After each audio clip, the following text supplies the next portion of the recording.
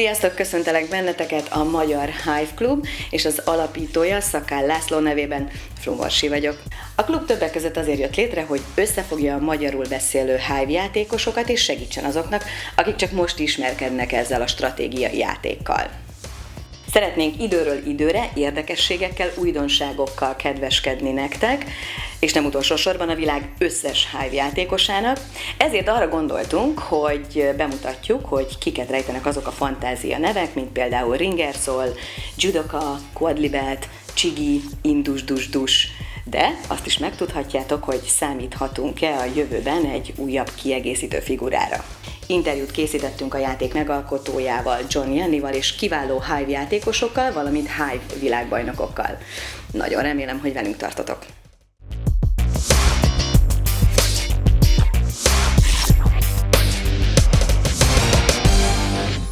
The Hungarian Hive Club is glad that Mr. John Yianni, inventor and designer of the multi-award-winning game Hive, is with us today, actually. And thank you for joining us, Mr. Yianni. Let's begin with some personal questions, if you don't really mind, because I'm so interested in the man behind the game. What was your favorite toy or game when you were a kid? I think for me, Lego was something I used to play with a lot when I was a kid. Yeah, I used to love Lego. And even as I grew up, I still play with Lego with children, other children in the family and stuff. I enjoy Lego a lot. Yeah. Do you actually still play games a lot? Yeah, because I've got 3 children. My oldest is now 24 years old. My middle girl, she's 22, and my youngest is 18 years old. And whenever we can, we get together around the table and get the board games out and play. So we have all different games. I mean, you can imagine we collect a lot of games from different fairs and everything that we go to. Yeah, so I can imagine. Yeah. And what kind of games do you like playing together with the family? I usually play things that are fun, quick games. We don't play too heavy games. I'm not really into heavy Euro games. I like the quick kind of fun games that we play together, really. Yeah. What do you like doing in your free time when you are not into inventing games or developing games? What are your hobbies? I enjoy cycling. So I do a little bit of off-road cycling, so mountain biking. Wow, that's tough. It can be very tough, especially at my age. So I enjoy getting outdoors and spending time with friends. We get together a lot with friends, and we have a fire pit outside in our garden. So we sit around the fire pit with friends, and we have nice food and talk and. Yeah, even in the winter we'll do it. So it doesn't really matter if it's cold, as long as it's not raining. So, yeah.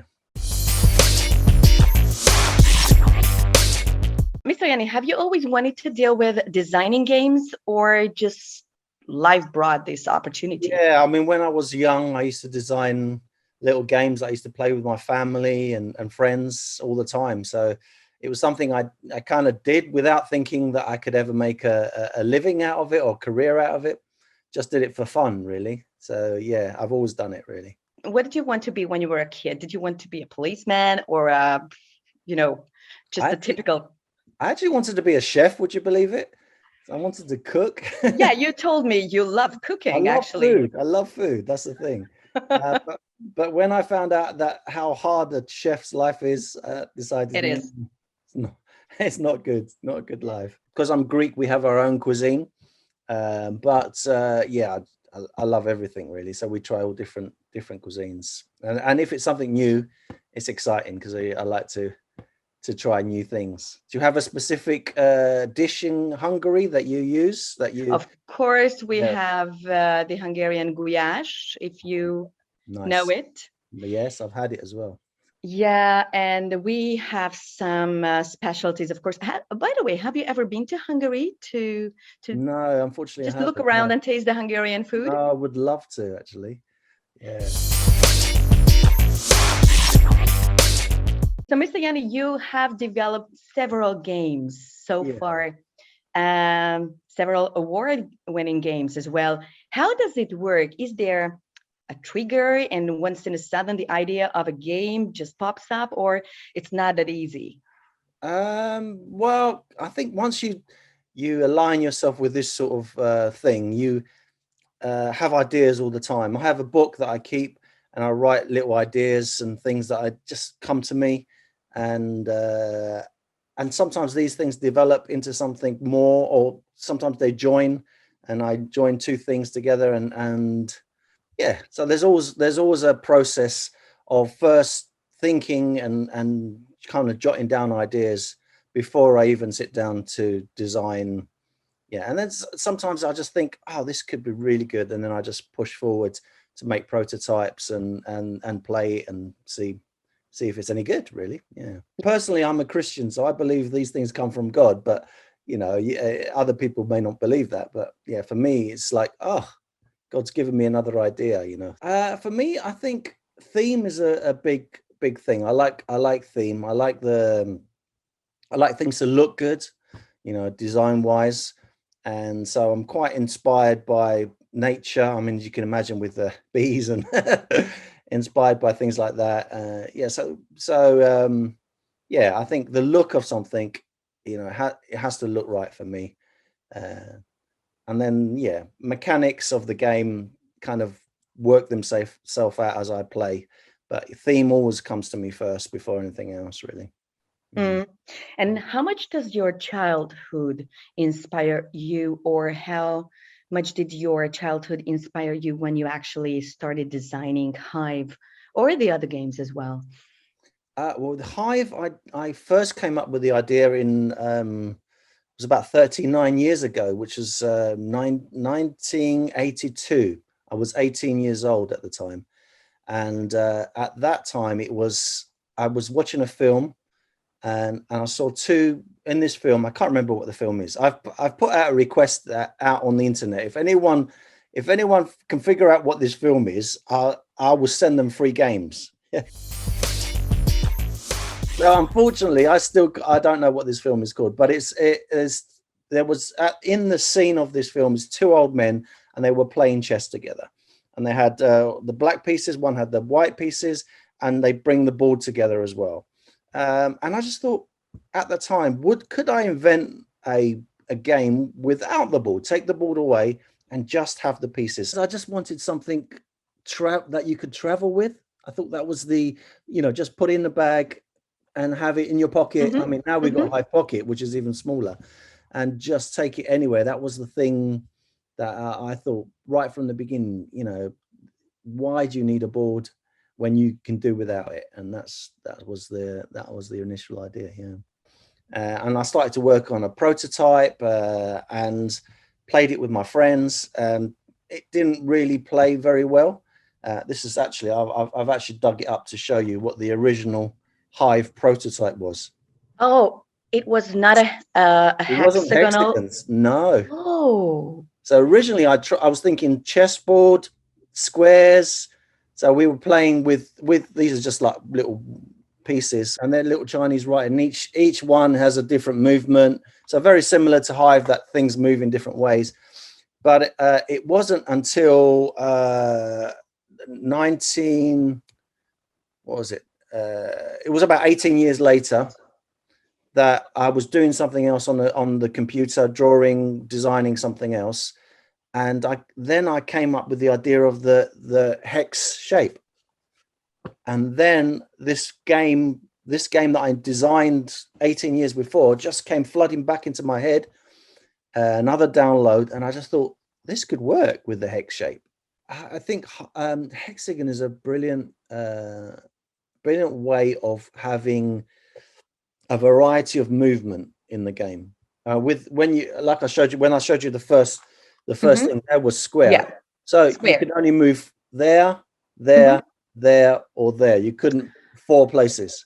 Got it. With a hexagon, you can move 6 places. So all of Mm-hmm. a sudden, just by adding 2 more sides, you've created more possibilities. And I think a lot of games have hexagons in them because of that reason. because it gives more channels and more possibilities for movement. That's where I started to design Hive, and I've actually brought out the first prototype. So what you see here, you can see, is the first the wooden blocks with wooden block stickers. prototype. Yeah, Wow. that's the first prototype that I created. The original wooden ones were like this. So if you can see, these are little wooden pieces that we stuck stickers on. Blue, yeah, and like silver was the first Hive. Silver.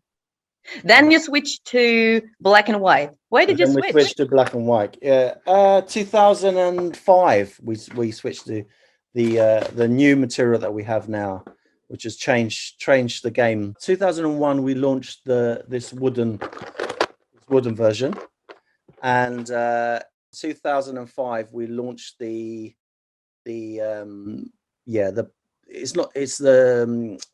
it's like Bakelite material. It's like a hard, the hard plastic. It's not really plastic, but that kind of material. Hive in English means beehive. It's place where bees live. Yeah. So that was for me. That was a nice short word. And because of the insects and the bees and everything, because of that shape, it just all kind of came together at that time. So thinking that would be perfect if I could trademark that name, then it would really work. And lucky enough, it was available for trademark. So yeah, so we took it. When I had this prototype, there was pieces in there that were blocking pieces that didn't move. There was pieces in there that pushed other pieces but it just didn't work with a hexagon shape. So we took those out. But largely enough, most of the original idea is in the final game.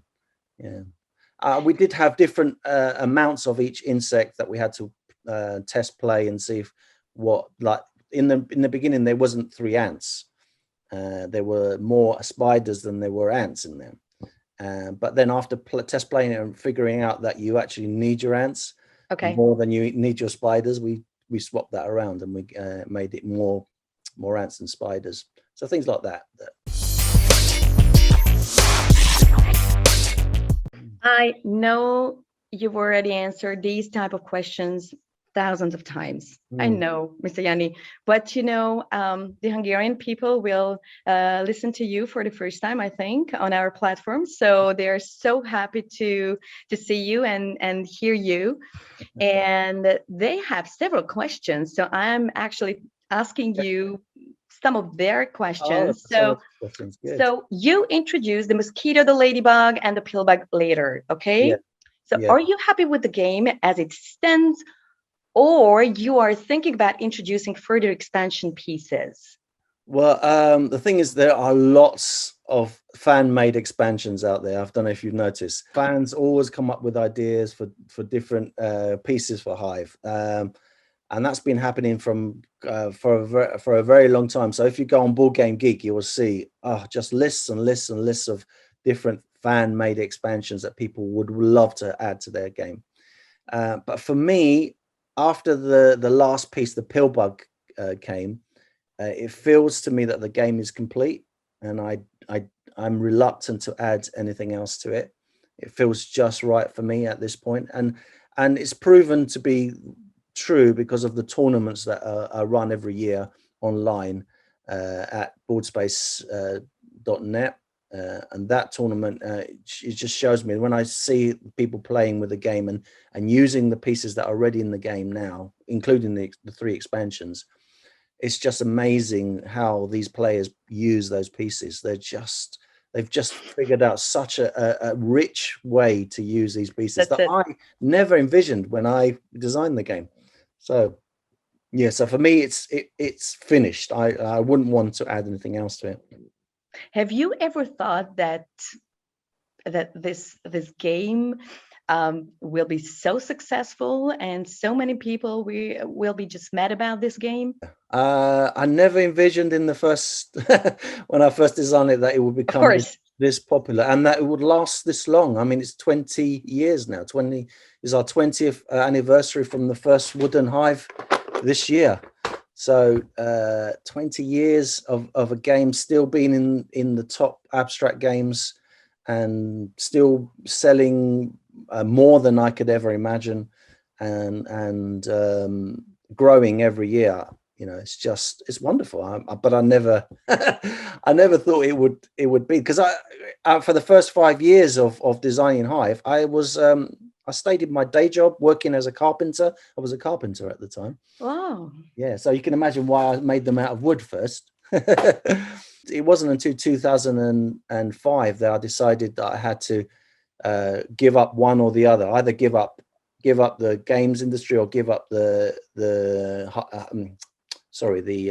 woodworking. Otherwise, one would suffer. So, and it was very Yep. hard to do both. So then you launched your company in And 2005? that's when we launched. Yeah. I went full time, basically. Mm. Yeah. And there is a number 42 in the name of the company. Why 42? What does it mean? It's actually a biblical reference. Oh. So it's in the book, the Bible, in the book of Matthew, right at the beginning. It says there are 42 generations from Abraham to Jesus. And that's why it's called Gen 42, Generation 42. So, Mr. Yianni, not many games can stay popular and become more and more appreciated these days. But Hive seems to stand the test of time. What do you think makes Hive so popular and successful and appealing for people everywhere in the world? Yeah, I think first of all, I think it's a God idea. So I have to bring God back into it. I think God gave me the idea in the first place. And he helps in that way. But I also believe that the fans of the game, people like you guys, who's starting up clubs all the way around the world, who play tournaments, who spread the word of Hive and just love the game and continue to show the game around. That is a massive help for us, because if without you guys, no one would know about the game, and I think the popularity of it grows that way as well. But also the fact that you can play a game in such a quick time and still have all the thought patterns and all the strategies that you would if you played a long game of chess. And people want to strategize. They want to have a different move than someone else, to want to have a different way of playing than someone else. And that's the great way of the way Hive adapts itself to each player. They play differently, and you can play one player and you'll be the best, and then you play someone else and they come with a completely different strategy, and you're like, whoa, where did that come from? Yeah, that's right. So yeah, it's just absolutely amazing. Yeah. Russia, they created a thing in schools where they'd done an experiment in schools, and they took one class and they showed the classroom how to play Hive, and the children continued to play Hive for 3 months in their playtimes, in their after clubs. And they took another class and they didn't show them how to play Hive, and they used the comparison. And what they found was the ones that were playing Hive actually increased their workload. They increased the perception. They increase their where they are able to look at something and not be distracted. So they changed even the way they did other work and not playing Hive. It really improved their minds. So I think with all games really, but Hive especially, when you play a game like Hive, your strategy changes, your perception, the way you look forward to a move, and how you perceive the different moves. Very chess-like, really, and I think that really helps. And I think you can use this in education. I think we in the UK we give out free sets to schools to help them with this particular way of thinking, really. We always played games with our kids, not just Hive, but yeah, like I said, to the point where our kids were having board game parties and inviting all their friends to to the house, and they would spend all day long playing games. So I think games in general are just board games. Games, tabletop games are so good for children. The interaction, the fun of being with their friends or being with the family and playing games, it just really helps children develop in such a not just mentally but emotionally. They grow to become rounded human beings, rounded adults, really. So yeah, my kids really benefited from games, I think, yeah, in Do general. they actually follow their father's footsteps and try to do something similar and invent or design games? Yeah, I mean, all three of my children are designers of some sort. So Oh. my eldest is actually he works for our company, and he now is designing digital games for Hmm. Gen 42. Um, uh, our um, our middle girl, she's does graphic design, and she's doing a lot of design stuff. And our youngest is about to go into university to do visual effects for films. And you would know more about visual effects than I do, but that's what he wants to do. And he's very good. I mean, I think they've taken the talent of the design side of me, all three of them. Yeah. Wow, that sounds great. Yeah.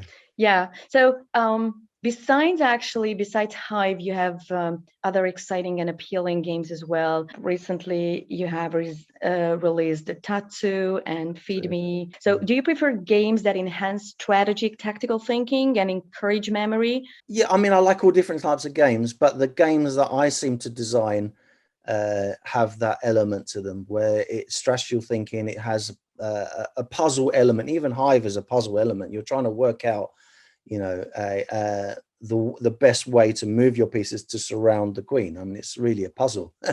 All my abstract games that I've designed, they have that kind of element to them. Um, but yeah, I mean, I have designed, in the past, games that are just fun, dice rolling,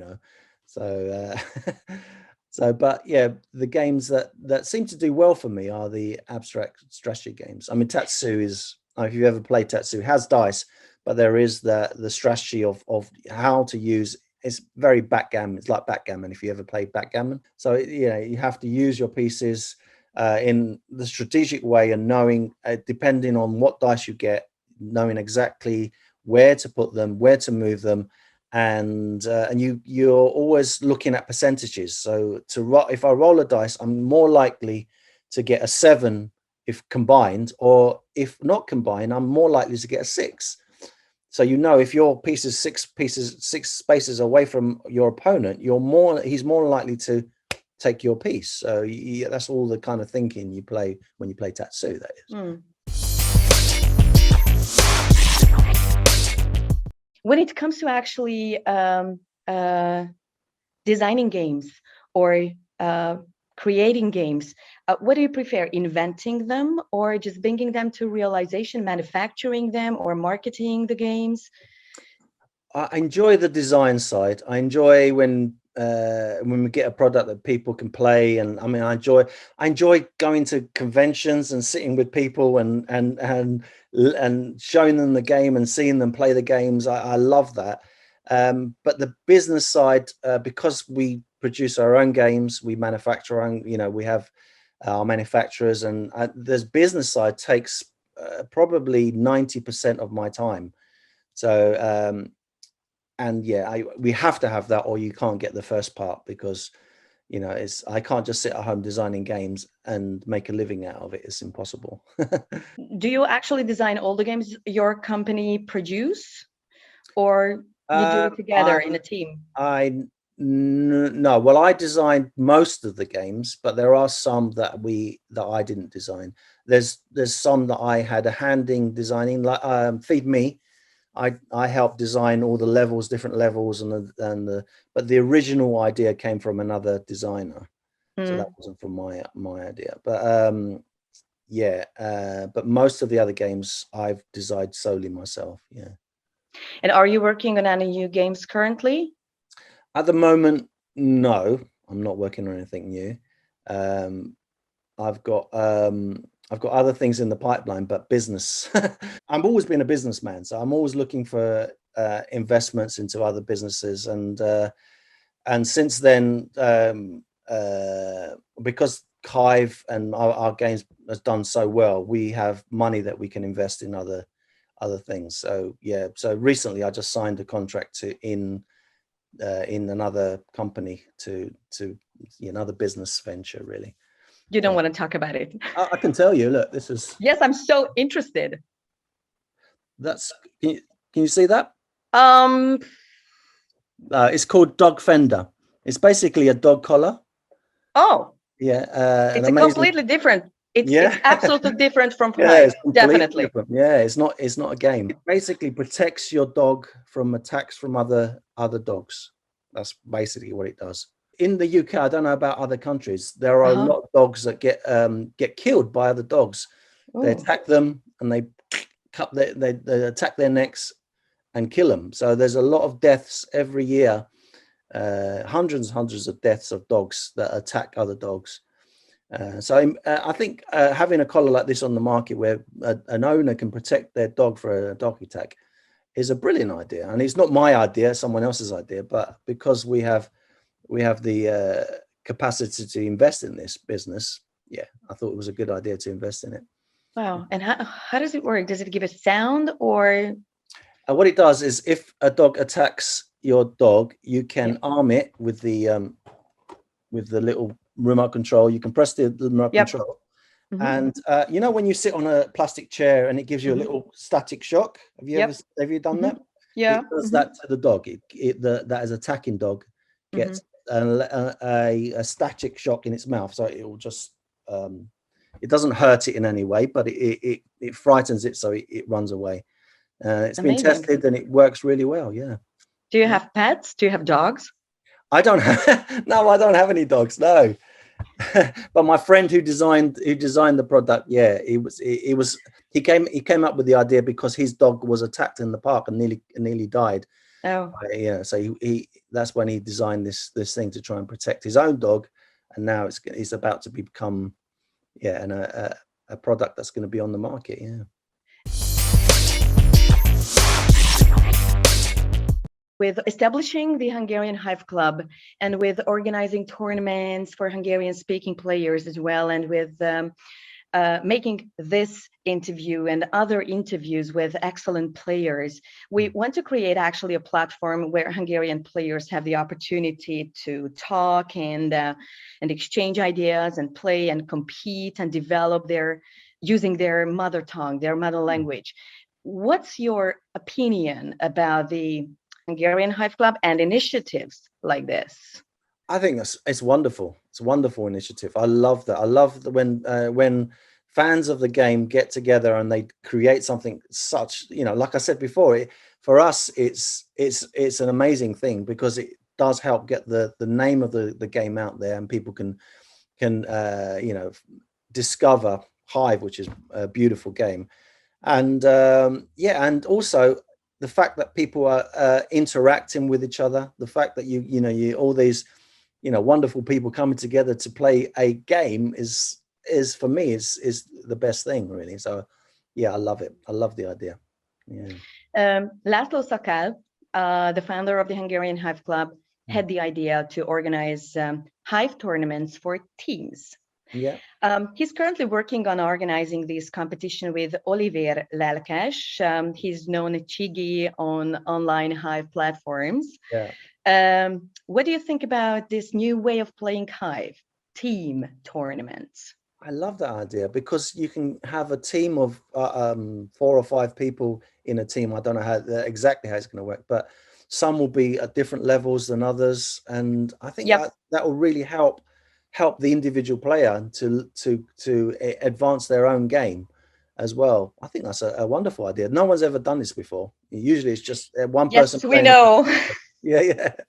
So I love that idea. I think the Hive community will love it also. Yeah.